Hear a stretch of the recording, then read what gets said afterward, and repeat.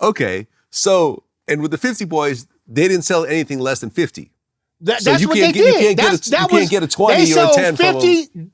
$50 8 balls. Motherfuckers coming from Ohio, all across the motherfucker to get this shit. Okay, these boys, you know, we had everywhere them boys was at. I had them set up with them boys because you had back then you had 10, 15 motherfuckers on one corner, but motherfuckers would come to that corner and say, "We came for the 50 Boys." Plain and simple. Okay, that's how hot my motherfucking product was. Okay, and, you know, and I don't want to keep glorifying this shit because that ain't me. I ain't that type of person. You know, because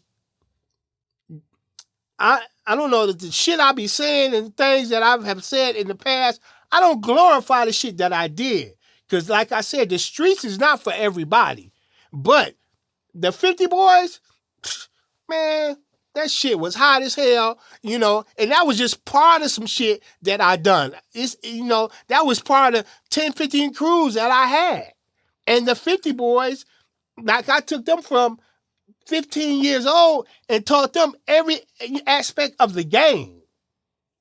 You know? Right, because at one point, they were making so much money that they'd be hanging out in the corner with like mink coats and gold chains and really being ultra flashy. Well, I'm going to tell you about that, Vlad, because it was mandatory for us every Sunday to sit down to eat dinner. And if any, you know, you had anything to talk about, we talked about it then. If you had any shit to bring to the table, we talked about it then. And I got this shit from Caesar, eating with his people every Sunday, okay? I got that from him. So we did that, and then I took them over to the mall, Northland Mall, okay? So I buy them some mink coats. This is a funny story. I buy them some mink coats. So I'm riding down the street, I don't know, maybe a couple of days later or whatever, and Meech ass, I see Meech, I see the 50 Boys. They out there with their motherfucking chain, they bling on, and they meat coats running up the cars selling dope. Mm-hmm. So he see me, and he knew when I stopped and blew the horn, he knew, he said, "Edie, I know what you finna say." I said, "Yeah, man, go take that shit off, man. What the fuck, man? Okay, you know, don't act like that shit is something, you know, you ain't used to. Okay, Meech, don't make motherfuckers think you ain't used to shit like that, for one. And don't get hot as hell up here, all right? I already got you covered up here, but don't take advantage of that shit. Go take that shit off." Right, which will play a very interesting role later on in the BMF story, which we will get to. You know, but with the money and so forth comes the jealousy. At one point, Southwest T gets shot in the eye. Were you guys still affiliated when that happened? Well, you kind of skipped ahead, and you missed a whole lot. Okay. So what you're trying to tell, what you are saying is the beef with Layton. Right. Okay. Now, the 50 Boys inherited that beef. That was my beef. Because Layton is fucking 5 years plus older than me. So that beef was already, I had that beef before the 50 Boys even started. What the fuck is a fucking 10, 15-year-old dude want to have beef with these young motherfuckers for? The beef was with me. They inherited the beef, all right? Because I had beef with Layton when I came out there and I was doing the 2-for-1s and all that, and I just took over that city, okay? I took over that territory, okay? So that beef with Layton that was my beef. And then, okay. Go ahead. And real quick, before you go on, is Layton played by the Lamar character in the BMF TV series? Yes. Got it. I put his ass on the map. I see how they did that. Okay. Got it. So that I was put your him beef. on the map. Because he ain't no Okay. motherfucking boogeyman. What the fuck is a boogeyman? We seen each other every motherfucking day. Ain't no, that shit was so fucking far off base, that was funny. Yeah. Okay, so they inherit that beef from you, and at one point, Southwest T gets shot in the face. Yes. Okay. When you heard about that happening, what'd you think?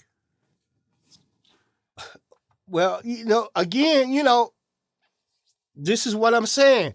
A part of the game, the street. All this shit, you got to expect all this shit. You got to look over your back at all times. This comes with the territory. Okay? I was respected, to the point that a motherfucker didn't try to step to me that way. But, I had one major beef. And that was with Layton. Okay? And Layton, like I said, he was, Layton was 5 years plus older than me at the time. And this was before the 50 Boys even started.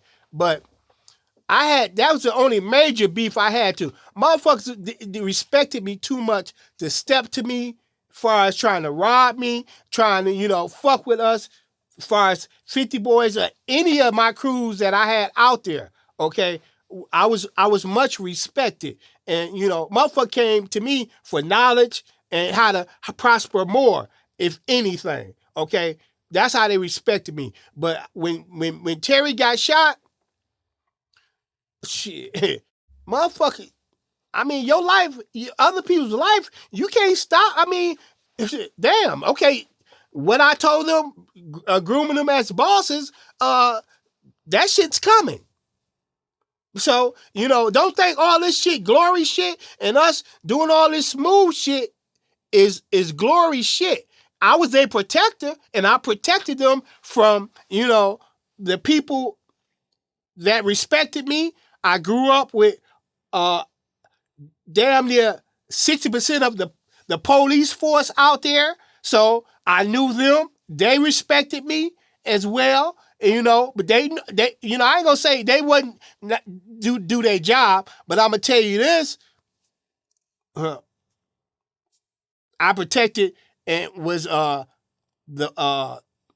want to say I took care of the 50 Boys and everything and everyone around me that we got to do what the fuck we got to do.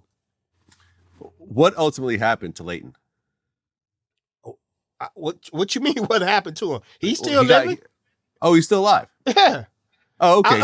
So the way the Lamar character gets killed on the show. I thought you was the type of dude that do your homework. Have you seen the interview that he fucking did when the motherfucker No, I did not. sounded all senile and the motherfucker didn't even know my name, and the motherfucker asked, this is what he said. He said the notorious and you can hear motherfuckers in the background tell him Edric. He said, yeah, Edric. And then the motherfucker say, well, who is the 50 Boys? He said, dude's name, Pop, which was not, Pop was my man's, but he wasn't a 50 Boy. Okay, so he talking shit that I don't understand, because I'm not notorious. I never said I was Notorious Big. Nothing like that. Nobody ever, looked at me as saying I was notorious. I was a smooth motherfucking operator. Okay? I organized my shit as it was so mature at my age, when I'm wearing suits, when I'm 18, 19, 20. Every time you see me, I was in a sport coat or suit. My shit was organized. Okay, I wasn't with that street shit. I let them boys shine. I was in the background. I was the motherfucking ghost of the fucking 80s and 90s. Motherfuckers motherfuckers knew ED's name, but they was like, ED, because I stood in the background. I let them boys shine. Right, as you should. This is how you last a lot longer than everyone else, as opposed to all the flashiness.